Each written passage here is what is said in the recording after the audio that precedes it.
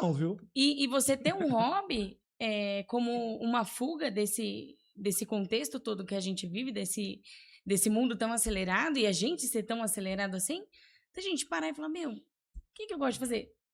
Bike, natação e corre e pula e faz... Porque precisa... Pula! Pular, não tô pulando. Precisa dessa válvula de escape, a gente precisa disso.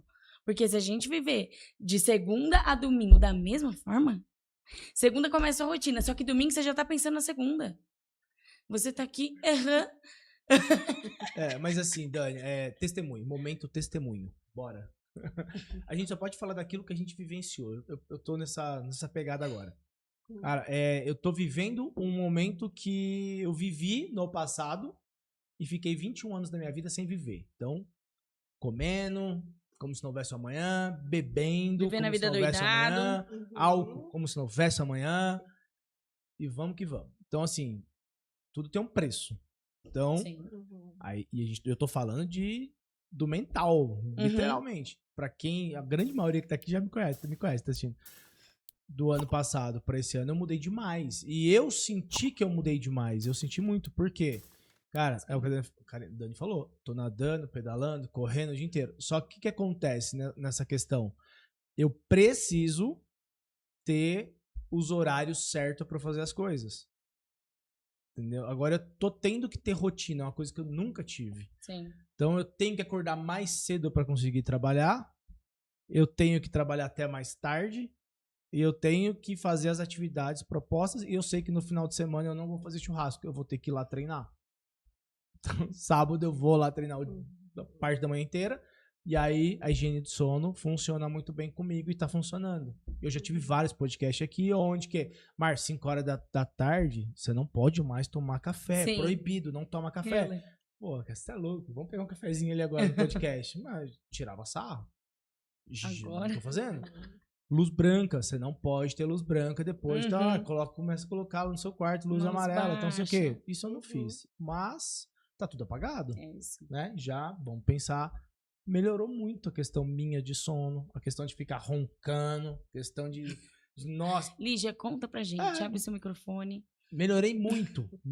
Tô mais eu saio calmo. apagando tudo e desligando tudo. Eu falo, a hora que eu tô com sono. Gente, eu tô com sono, vamos. Boa noite, pessoal.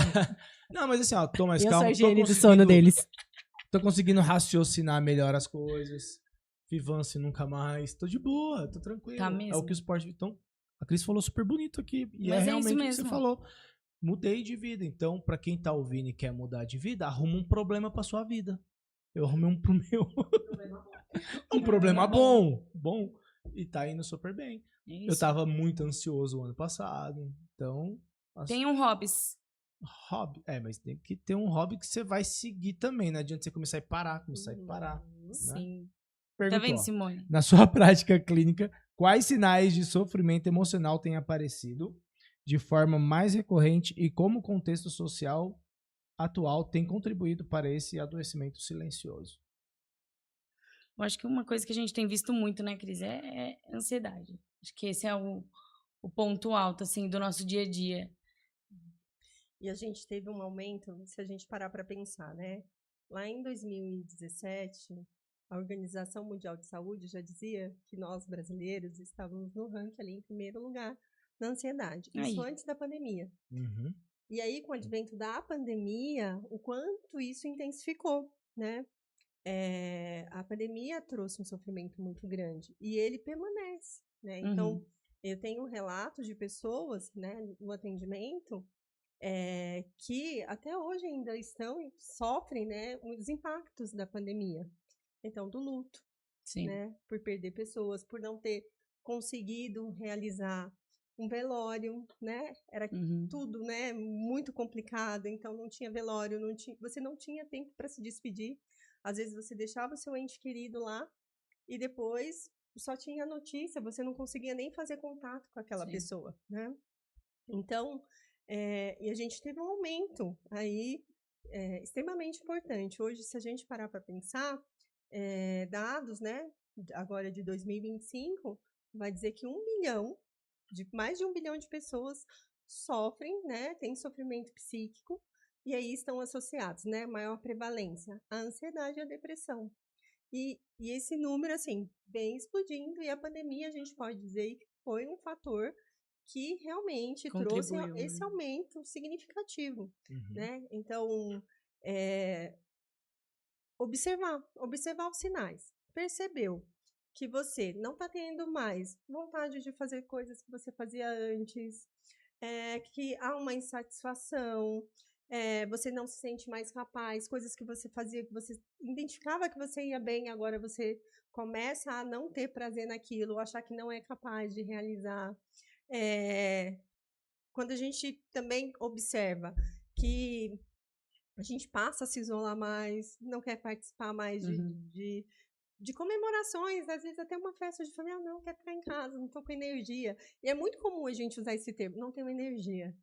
Né? Então, são coisas que a gente vai observando, né, e que precisam ter um olhar. Então, esse autoexame mesmo, peraí, por que antes eu não tinha, né, essas questões, eu conseguia realizar, eu tinha prazer em estar nesses locais, e hoje eu não tenho, mas eu gosto disso, mas eu não consigo. Então, é observar tudo isso. E para nós, mulheres, né, vamos pensar também nas mulheres. Quando a gente passa de uma determinada idade, a gente tem que ter uma atenção maior. Porque a gente tem toda uma mudança hormonal. E o quanto é importante nós, mulheres, homens também vão tendo alterações, mas nós, mulheres, sofremos um impacto muito grande. Então, de estar atentas, e é um cuidado mesmo, um cuidado clínico, para identificar o que está acontecendo no nosso corpo, porque as mudanças elas vão acontecer. E aí a gente precisa estar atento também a isso, né? Porque a gente fala da saúde mental, né? Como o precursor, e é importante, sim, mas a gente também tem uma condição biológica que precisa estar atento e estar olhando para isso, porque muda. Esse problema normalmente chega ali nos 40, é isso? Algumas mulheres um pouquinho... O próximo passo é colocar uma câmera virada pra ela. Podia fazer uma edição. Ninguém viu a cara que ela me olhou agora. Depois dos 40... Que é a crise dos 40, né? Não quero chegar nos 40, não quero... Por que tem a crise dos 40? Pode estar associada a essas crises dos 40, né? Porque eu brinco, gente, é uma brincadeira que eu faço. A gente vai subindo a ladeira, depois a gente só desce. É o ENTA, chegou no ENTA, acabou. O ENTA já era, a gente está descendo a ladeira. Pode ter um impacto quanto a isso, né? As mudanças mesmo, né? Mas não entra numa questão de amadurecimento também, de você não querer mais estar em alguns lugares? Até da família, você fala... Ai. Então, é o que você precisa observar. Se é uma não... Se é uma seletividade ou se é realmente um desânimo, eu não sinto mais vontade, né? Porque aí o que a gente vai pensar? A gente fala da depressão, mas a gente tem que olhar que a mulher depois, né, dos 40 ali, ela tá mais propensa a entrar num período chamado menopausa. Né? E aí, a menopausa... Ela chega para todas, cara. Ela né, vai trazendo mudanças. E o quanto é importante a gente estar atento ao nosso cuidado. Porque, sim, há alterações, né, no nosso organismo. Então, quando a gente fala do cuidado clínico, quantas vezes, né? E aí, entrando no assunto das nossas mães, a gente vai conversar com elas, nem se lembro quando foi que eu fiz meus exames preventivos. Então, quando a gente pensa na saúde mental, a gente também tem que pensar na saúde desse corpo, né? Porque esse corpo também vai refletir. Se eu tô ali com uma baixa hormonal, se eu tenho uma alteração da minha tireoide, o quanto isso vai implicar no meu humor também.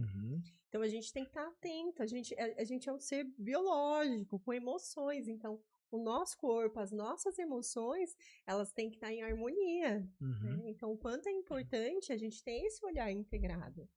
O cara, ou a cara, né? que a gente sabe que de repente a pessoa tá com dor, a pessoa tá sofrendo, aconteceu alguma coisa, a gente sabe. E essa pessoa tá sempre feliz, mesmo assim. Aí ele me fala assim, poxa, a pessoa tem algum problema, tem ali também, não tem não? Depende. A famosa máscara social. Não, porque assim, tem gente que de repente mascara o sofrimento dela com piada. A gente vê um monte de humorista. Cara, estão tudo mal, estão tudo com depressão e tal. E aí, tive o Whindersson Nunes, foi procurar ajuda. Sim. Teve, né? Foi lá e procurou, mas assim, é uma pessoa que tá contando piada, que tá alegrando as pessoas, tá deixando todo mundo feliz, mas e aí? Como que ele tá? Como que tá? Não é preocupante isso também? Sim. Como que a gente identifica? É só estando com a pessoa no dia a dia pra Exatamente. achar um pontinho. Por isso da importância do nosso ciclo social. Pra alguém dar um toque, mas também o autoconhecimento. Se você não souber quando é o seu limite, você vai indo. E você vai empurrando com a barriga. E você sempre vai estar feliz. E você sempre vai empurrando com a barriga. Vai chegar uma hora que você não vai conseguir mais. Que você vai falar, meu, e aí? Não quero mais. Não quero ficar aqui quieto. Esse aqui quieto, ok por um período. Mas quando começa a prolongar, é isso que a Cris falou. Você tá chegando atrasado. Você nunca chegou atrasado. Você não quer mais fazer nada. Você não quer mais ver seus amigos. Uma coisa é você ser seletivo, né? E, poxa, aquele ciclo de amizades não bate mais ideia. Isso é uma coisa. Outra coisa é eu amar a Cris e eu não conseguir mais ir ver ela, não conseguir mais ficar com ela. É diferente. Então, você precisa desse autoconhecimento também para ver até que ponto é o seu limite. Cara, o que eu quero dizer também é exatamente o que você tá falando, mas assim, ao contrário. Por exemplo, academia a gente sabe que é bom. Fazer atividade física é bom. Mas o dia inteiro fazer atividade física... São os excessos. Né? Os excessos sempre são O cara ruins. tá se escondendo em alguma coisa. Ele tá fugindo de alguma coisa. O que a gente tem que pensar é sempre no equilíbrio. Tudo que é em excesso acende um alerta, acende uma luzinha. Beber demais, fumar demais, atividade, tudo que é demais. Redes sociais demais, o tempo inteiro. Socializar demais, rir demais, ficar triste demais, tudo é demais. E aí é um alerta, né? Alguma coisa tem. Mas se a gente parar para pensar, você citou aí, né, uma personalidade, a gente vai vendo traços, né? Porque quando eu falo só da dor para fazer o outro rir, eu já estou externalizando a dor. Né? Eu estou externalizando que tem algo que não tá bem. Ele pode estar falando de uma forma que as pessoas riam, mas ele está falando da dor.